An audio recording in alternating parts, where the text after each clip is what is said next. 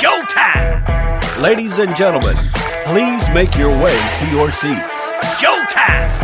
Please make your way to your seats. The show is about to begin. Showtime! Let the magic begin. New silicon battery. Yeah. So first, a caveat, just so you guys know, I'm a big proponent of hydrogen, but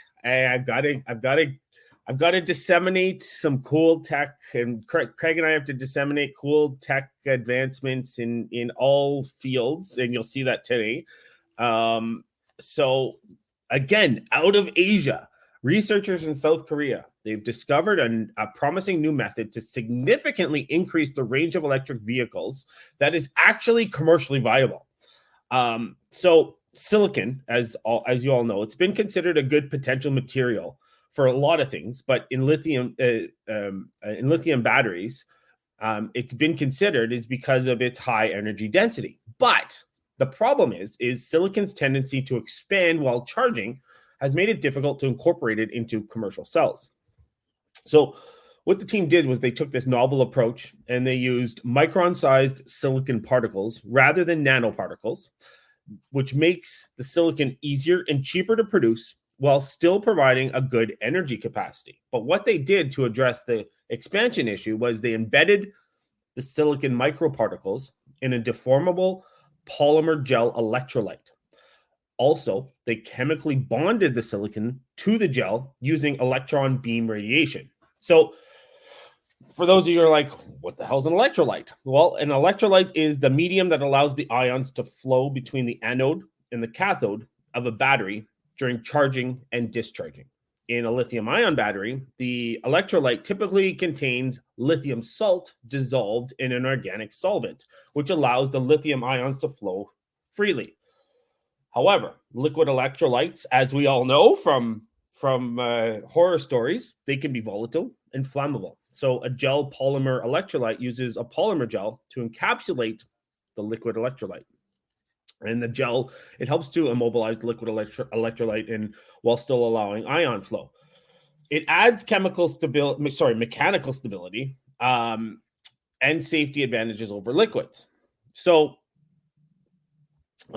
that's essentially the deformable gel electrolyte is like this is a key innovation for the silicon anode, which allows it to flexibly perform without mechanical failures or compromising cycle life or safety, which is cool.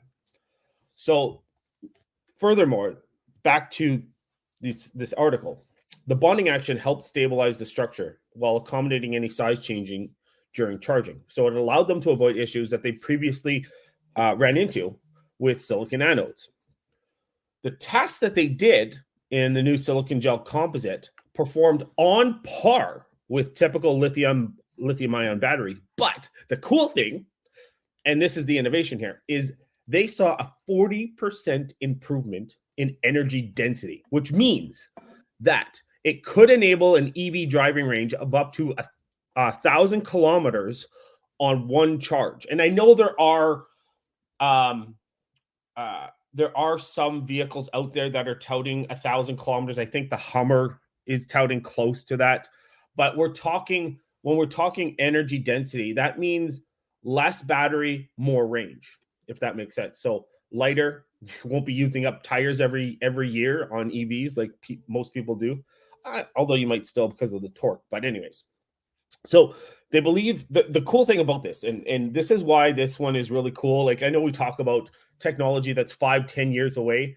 This is actually a lot closer because it can be readily commercialized since it uses inexpensive and scalable materials. And apparently it's a straightforward fabrication process. So huge step forward for EVs.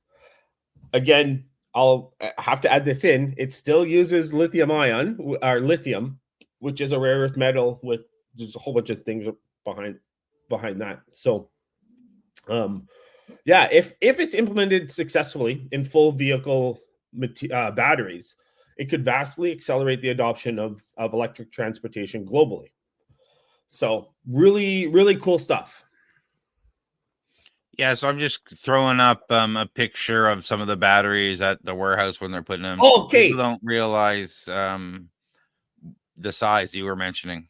Yeah, so for those of you that have never seen the inside of an EV cell or those big battery banks, you would think, and this is what I thought before I saw the inside.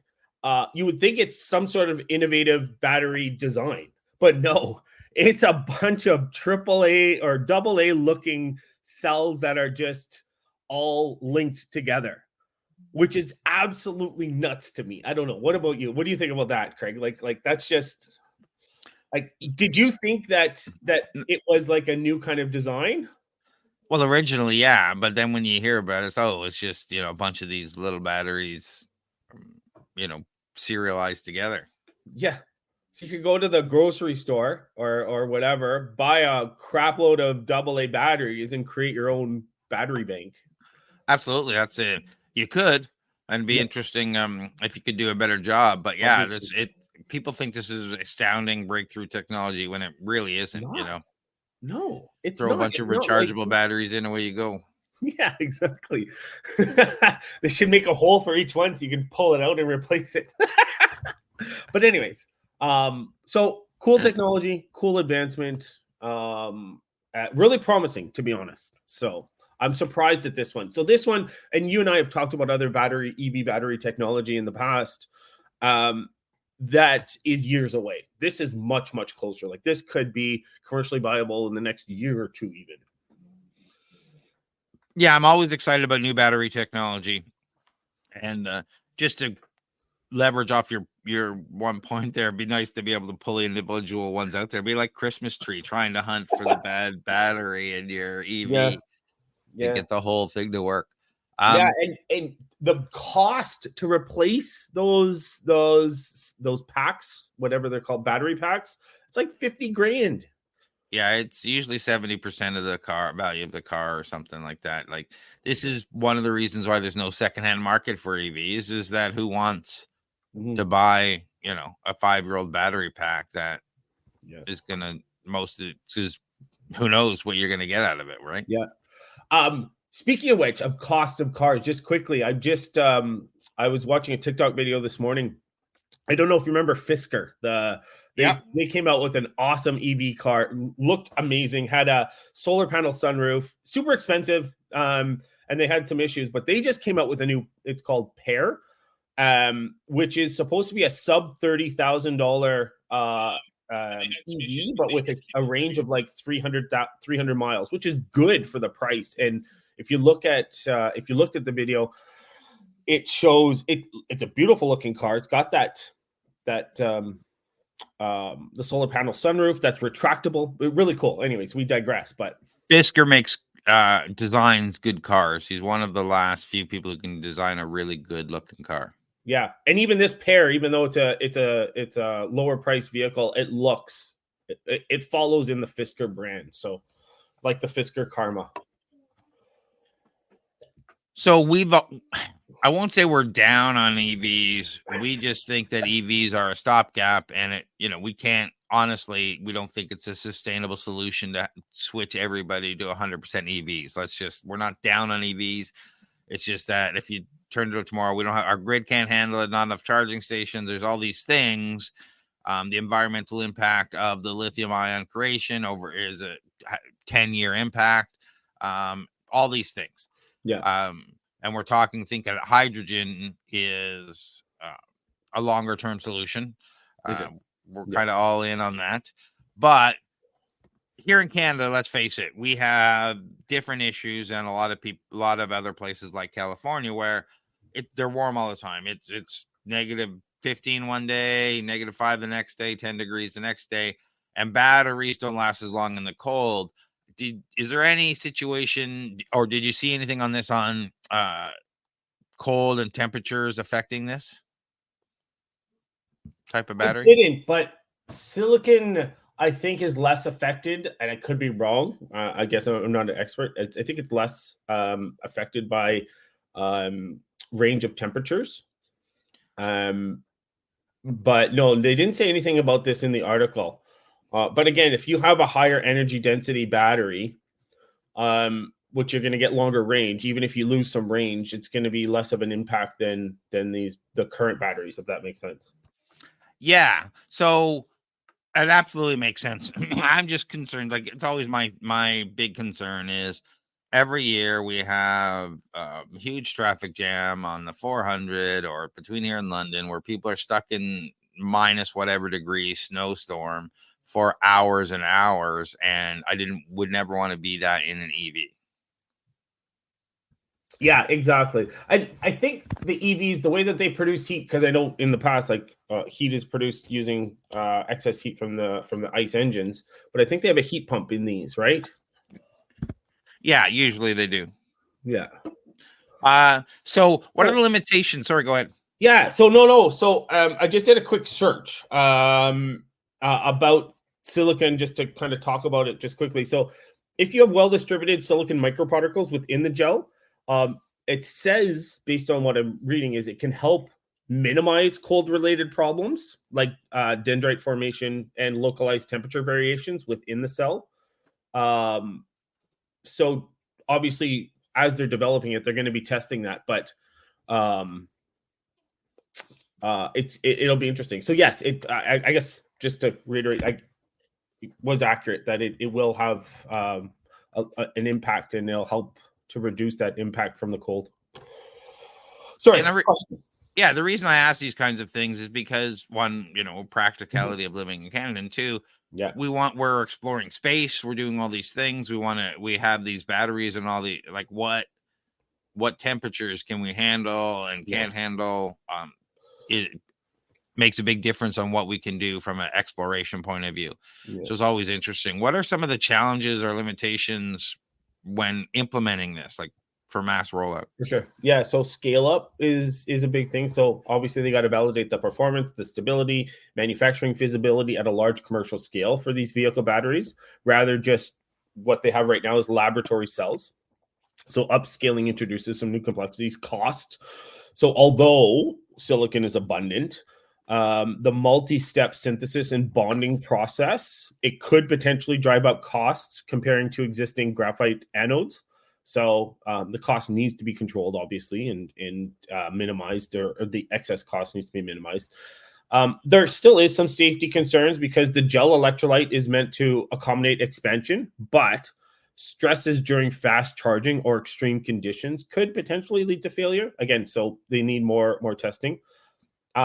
Cycle life, so batteries, obviously they need longevity over many charge and discharge cycles. So this is a newer developed technology, although it does see some promise. They're going to have to do some more testing. So performance consistencies, again, talking back to temperature, so factors like temperature and charge rates always can impact batteries, and so there's going to have to be more testing on that. There's also supply chain always and regulations. So because you're adding new chemicals or a new chemical structure or a new structure to this battery, there's going to be new regulations that are needed, which, again, not a huge challenge, but I think the scale up, safety, cycle life, there has to be more testing. What you mentioned performance. What is the energy density compared to regular batteries or what we experience now? Yeah, so lithium-ion batteries have an energy density, I think, around 250 watt hours per kilogram.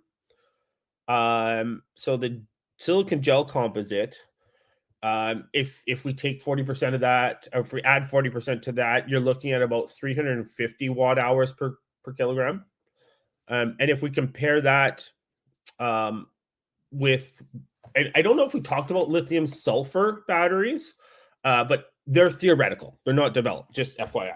Yeah. But lithium sulfur batteries, I think they have a theoretical energy density of 500 kilowatt hours per kilogram. And then if we get into even more theoretical energy, lithium air batteries could reach as high as 1100 watt hours per kilogram. Sorry, I think I said 500 kilowatt hours. It's only 500 watt hours. I can't remember if I said that right, but then going back to kind of ones that we might understand a little bit more. Lead acid batteries, which are batteries that they're used for starting vehicles, the ones in your car and things like that. They have an energy density around 30 to 50 watt hours per kilogram. So silicon gel composite, it does provide a significant boost. It's not a huge boost, right? 40% is still good. The biggest thing is that this is an actual viable potential battery technology that's closer than say lithium air or lithium sulfur. And we talked about before sulfur selenium batteries is ones we were talking about before, not sulfur selenium. That's it. Yeah. And I can't remember what the energy density of those were, or theoretical.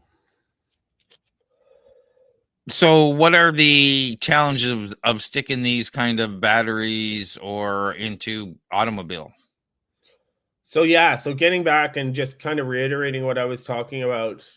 So uniformity at scale. So what you need to do is you need to ensure that as you create these larger batteries, you need to ensure that there's even particle distribution and bonding across the large electrode surfaces at high production volume. So although lithium ion's been around for years, it's been proven, this is new. So you have to make sure that it's uniform, because if you have non-uniformity, it could cause hotspots.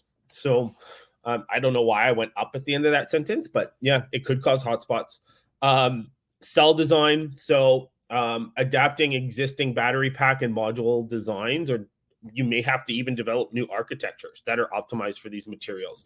We don't know that yet. The other thing is thermal management at scale. So dissipating heat generated during fast charging needs to be safely managed and tested and all that sort of stuff. And then back to the manufacturing process. So in order for this to be viable, you need to establish a robust, high volume, compliant manufacturing for the multi-step synthesis process and scaling of the composite. So again, pack assembly. And these are challenges that they're not new challenges, but they present unique challenges that have not yet been looked at because they're still testing it. But it'll get through the testing, I believe, much quicker unless they run into a huge issue that they didn't anticipate or something.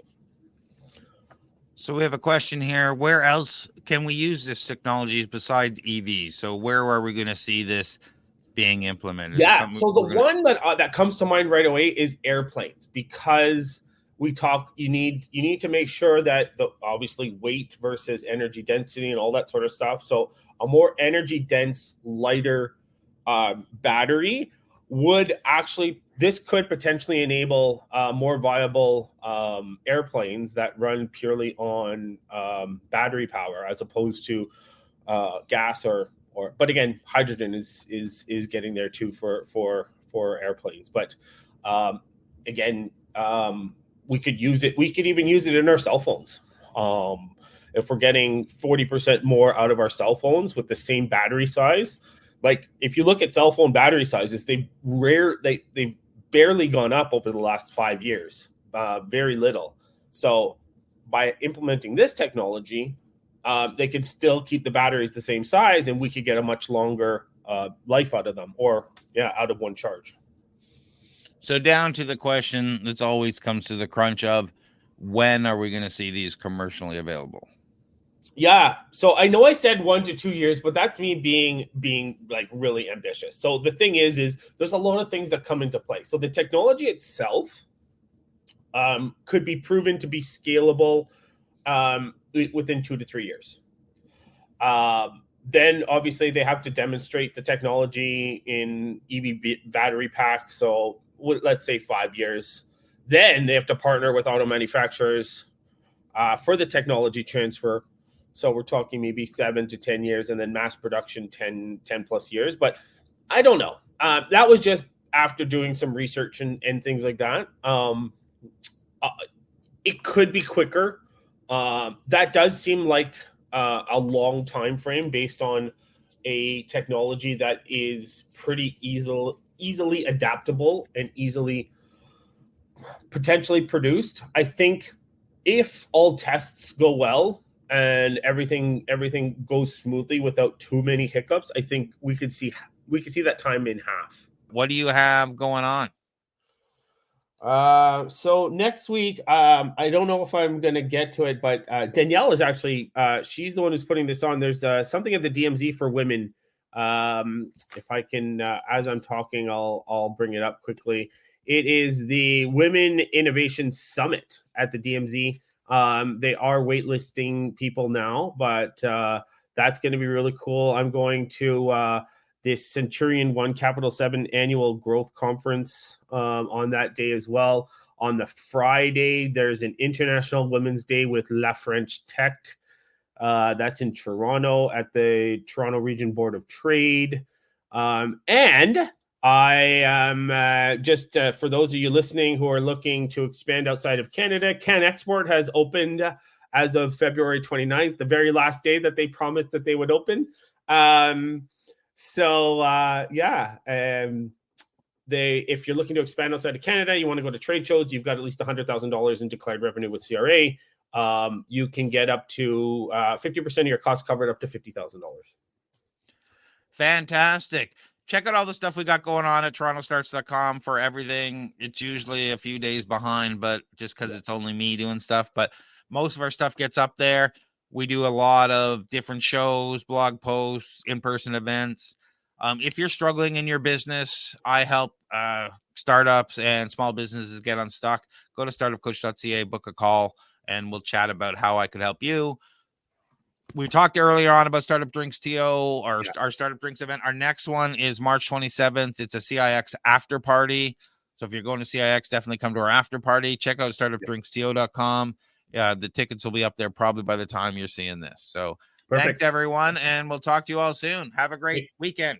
Take care. Bye, guys. Wow, that was